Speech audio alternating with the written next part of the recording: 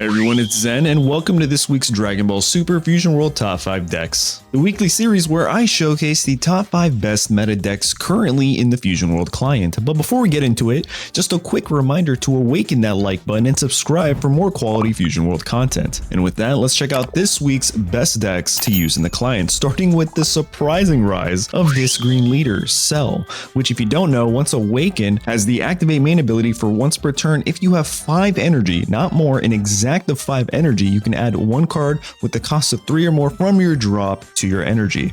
Now this is really good with the all-powerful 8-drop Cell, where once you play this, it gives you life, but then also gets rid of 3 cards from your energy, sends it to your drop, which puts you at exactly 5. Oh, crazy how that works with the ability there. But you also get to pop 2 of your opponent's battle cards.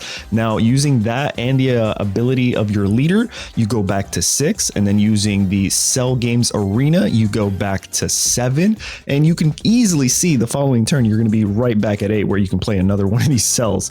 Anyway, this overall deck, the goal of it is to provide you as much value as possible and to quickly ramp for you. We have 2 destructive strengths, which isn't a huge amount, but you know, if you can mulligan for them, it might be a good thing. But on top of that, we talked about our other cards that ran for us, our Cell Games Arena. We have 4 copies of the SR Vegeta, but then another card that's really interesting is this one right here, the brand new 3-drop Android 17, where on play, you get to just restand one of your field cards with Android, which means you can ramp again with Cell Games Arena. This is just so free to ramp. Our first row of 1-drops, most of them draw for you. Kami doesn't, but you know, he provides some value. Then we have the brand new 2-drop Hercule, which can bring back 2 of your Earthlings when you have more than 6 energy. Yeah, you get to bring back 2 10k combos, more value there. We have 3 copies of our KO Gohan, 2 double androids, nothing too crazy here. Again, we talked about our cells here, our 8-drop cells, which lets you play the Cell Junior for free to then go fetch us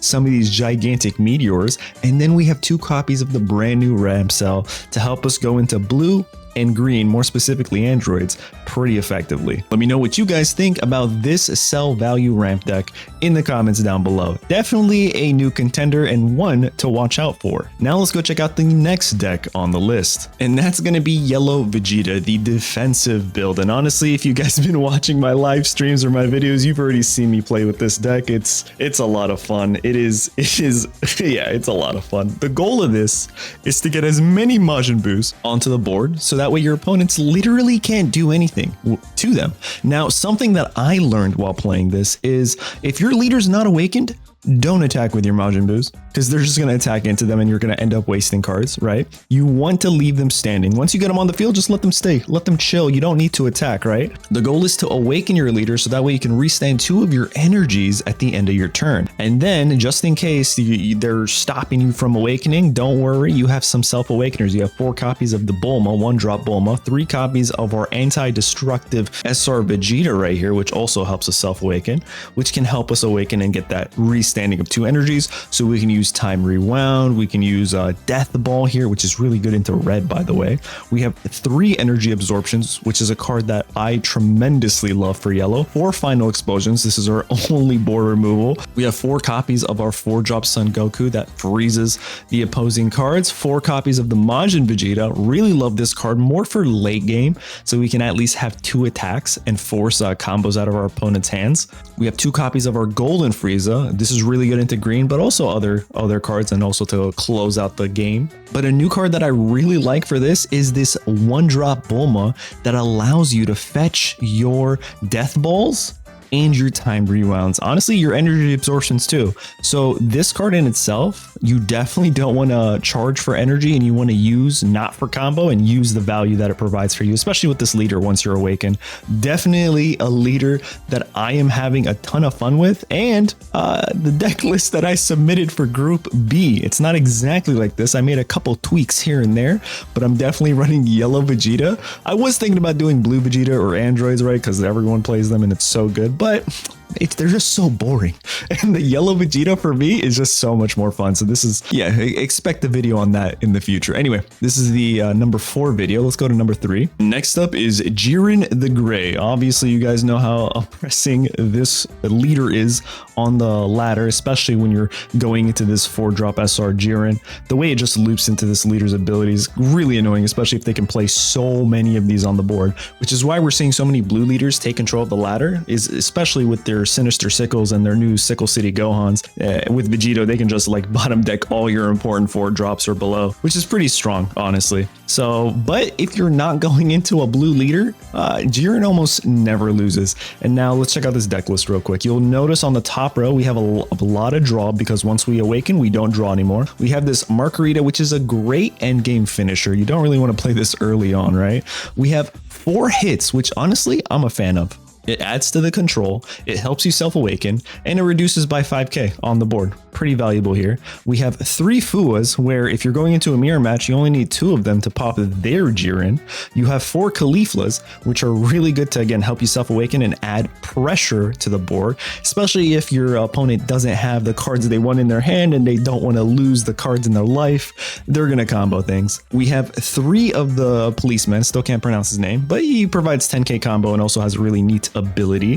4 Son Gohans here, 2 of the brand new Vegetas. I think they're really good, especially in this deck and to close out the game. We have 1 of the Ultra Instinct Goku, not fully Ultra, I don't know what you call this, the secret rare Son Goku from set 1. Then we have 1 Kefla here, which again, still not a huge fan of just having one-off cards, but look, we have a one-off here, so I guess it works. They counter each other. Kefla here can bring out your Vegeta, can bring out your Son Gohan, can bring out the policeman, literally any other tournament power. We have our 4 Jirens. We have 4 Roomshis, which provide 10k combo and pretty good value on the board. You can get rid of opposing Vegetos, even the secret rares. Like it's pretty good going into blue, to be honest. 2 double strikers are super combos, and some other really cool cards is going to be the tournament power field card, help us have more combo on the board, and then Sphere of Destruction, because going into a lot of these leaders, they want to stay at 4, and if you could just pressure them down to 3, get 1 of your attacks through, then they're down to 2 life. You can play your double striker, play as many of these Margaritas, and just secure the win. Or even if you get them down to 1, well, then your Vegeta can close out. It's a pretty strong Jiren deck list, and you can definitely see the control aspect here. Moving on, we have androids. Are you surprised? No, they're still here, and they are the Ramp King. Look at this deck list. There's nothing from set 3. It's still so good. You already know what it does. Like it ramps so well. You have your 4 copies of Destructive Strength. Once you're able, you get these double androids, the 4 drops, and you just keep ramping and ramping and ramping and ramping. You also have 2 copies of the Self Awakener in case you get stuck at 5. So that way you can take advantage of your leader's ability for 30k. Swings, really strong once you have 6 energy, which you could honestly do by turn 4, the latest, if everything is going correctly for you. But yeah, this is a really, really strong and consistent deck. Honestly, I expect to see a lot of androids in the Group B tournament, which I'm not too happy about, but that's why I'm running yellow. So wish me luck again. Anyway, definitely a good deck list. Here it is. Try it out if you're an androids fan. But now let's head on to number 1 in this week. And oh, surprise. Are we really surprised? It's Vegeta. And the reason it's so good is because you can play it both aggro or control based. And the one card that I think really makes this leader so strong is actually the crit, the 2-cost crit card right here that applies so much pressure, helps you self-awaken. But not only that, we have so many other cards here. We have our Sinister Sickles, which gets rid of Jirens and stuff like that. We have 3 copies of Gallic Gun, which helps us draw. We have this Bulma, which is so strong into our leader once awakened, or even our double striker. Speaking of double striker, we have 3 copies of that. We have 3 copies of our Vegeta, which again is very strong. We can just bounce a card back to the opponent's hand. We have 4 copies of our draw here. Then we have the Vegito chain here, where you have 4 copies of this. If you have 7 cards or fewer, then you reduce the cost of every card on your opponent's side of the field, which is really strong because then you could bottom deck things like Jiren when you play your Sickle City Gohan. But not even that. You could also, with 5 energy, just play a My Future on a Jiren and then bottom deck them. Like, it's actually pretty insane, the combos for this deck. And guess what? If you use anything from the top row here, you can just bring them back with your Videl. Infinite combos, literally. It's actually insanely strong. We have 3 copies of Zeno to completely wipe the board. And yeah, this deck is, you can clearly see why it's the #1. Like I see this deck all the time. It's actually getting really annoying. So hopefully set 4 as a counter to bottom decking. But anyway, that's going to be it for this week. Let me know in the comments what you guys think. What decks and what leaders are you seeing that didn't make the top 5 decks of the week this week? And I'll catch you guys in the next one. Later.